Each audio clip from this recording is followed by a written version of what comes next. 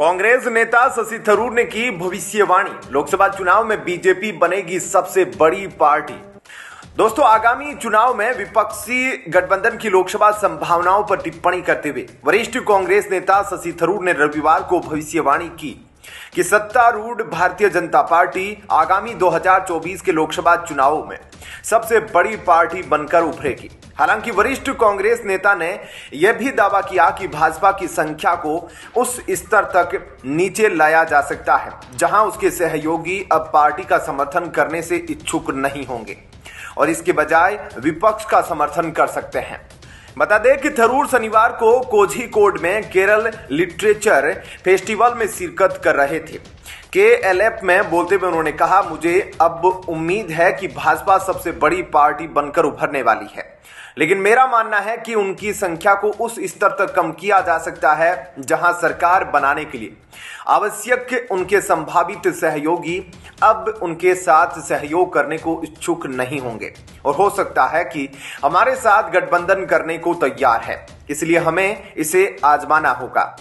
India block के गठबंधन सहयोगियों के बीच सीट बंटवारे पर बातचीत पर थरूर ने कहा कि उन्हें उम्मीद है कि जितना संभव हो उतने राज्यों में पर्याप्त समझौते होंगे ताकि हार से बचा जा सके। उन्होंने इस बात पर भी प्रकाश डाला कि निर्णय विभिन्न राज्यों की राजनीतिक प्रकृति के अनुसार लिया जाएगा।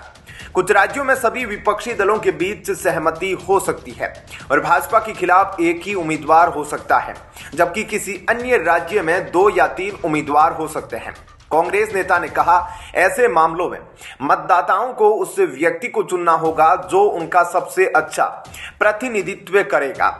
उन्होंने बताया कि केरल में भारत गठबंधन के 2 प्रमुख विरोधियों CPIM और कांग्रेस के कभी भी सीट बंटवारे पर सहमत होने की कल्पना करना लगभग असंभव है। वहीं पड़ोसी तमिलनाडु में CPIM, कांग्रेस और DMK सभी एक साथ गठबंधन में हैं और कोई बहस नहीं है, कोई विवाद नहीं है।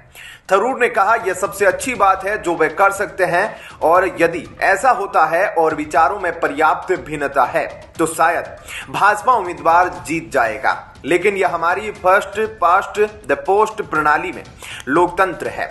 उन्होंने कहा, सबसे महत्वपूर्ण बात जो इस देश के लोगों को याद दिलाने की जरूरत है वह है अपने निर्वाचन क्षेत्र में सर्वश्रेष्ठ व्यक्ति को वोट देना।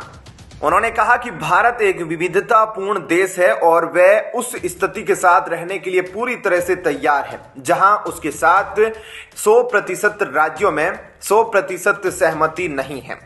ऐसे में क्या कहना है आपका इस खबर पर कमेंट सेक्शन में जरूर बताएं। जय हिंद, जय भारत।